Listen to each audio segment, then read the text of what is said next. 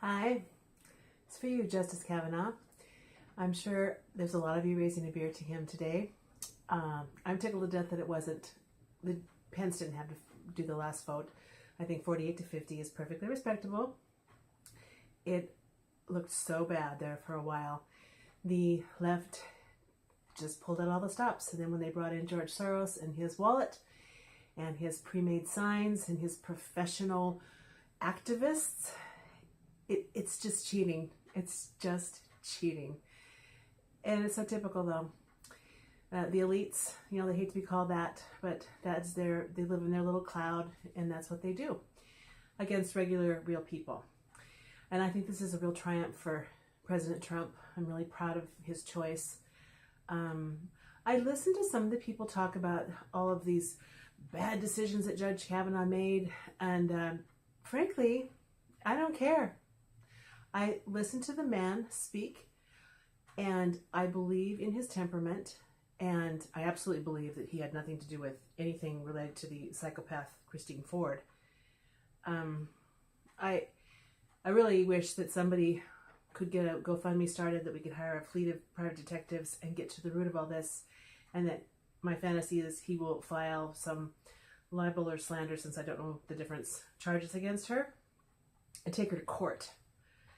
And then if we had people in court with a real lawyer asking the second half of all the questions that were asked of her, we'd get the truth. And it would be evident that she was just a lying sack of shit. But I don't see him having that revenge in his heart, which is a shame. I would. I bet you would too. So where do we go from here? We don't go anywhere until after the November election. We have a month exactly from today to galvanize and make sure every breathing human being that will vote Republican will vote.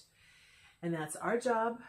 A lot of the country still votes by going to the polls, an actual physical place where you pull a lever or push a button or do something of that nature.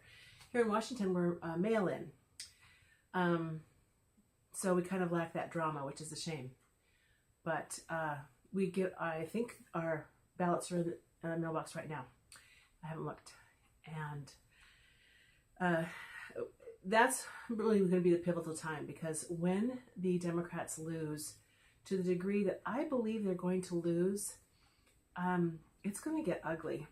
And actually, I think all these people talking about civil war, I think we're going to see some ugly stuff. But we have to be, once we're prepared for it, and Republicans take the high road, because the people doing the violence are the liberals, always have been. And so if we take the high road and just don't, talk to them, we go about our business, we don't engage with them, it should be okay. But this is a great day, and I'm really glad it's over with because I couldn't stand listening to the Democrats and their lies. I couldn't stand the things that they said. It was it was just astonishing to me. And I know that a lot of you felt the same way. I watched a video while I was biting my nails for the voting to start. It was taken in Tennessee. So the people had a Southern accent, and they were there for a Trump rally. And it was a site that was not Republican friendly. So they were there to make fun of the people there. And what was fascinating to me was that the journalist was shoving the microphone, "Are you going to vote in November?" And they'd say, "Yes." And she'd say, "Have you voted in midterms before?" And person after person said no. And these were people that were, there's a lot of lower income people there. And people, with just a flannel shirt and a Trump hat on. And these were just regular folk. And so many of them said, "I don't vote in midterms, but I am voting this time. You bet I'm voting this time." The enthusiasm was really wonderful. And this was a microcosm. I think you can take this microcosm across America. Here in the Seattle area where I live, we have, Seattle's this little tiny part of Washington State, and all around Washington is farm country, and our next biggest city is Spokane, which is also fairly agricultural. Not a lot going on over there, but Seattle is this liberal little nest, and because they've always decided to be the active ones, they've gotten their way, and we've had Republican governor after Republican mayor after governor, and now we have one of our Democratic senators, Maria Cantwell, who's useless, being opposed by Susan Hutchison, who's a Republican, very sharp, and Maria Cantwell won't even agree to debate her. She's been asked to have several debates that were aired on TV, and Maria Cantwell has said no because she knows that she'd be slaughtered. This is the kind of wormy tactics they do.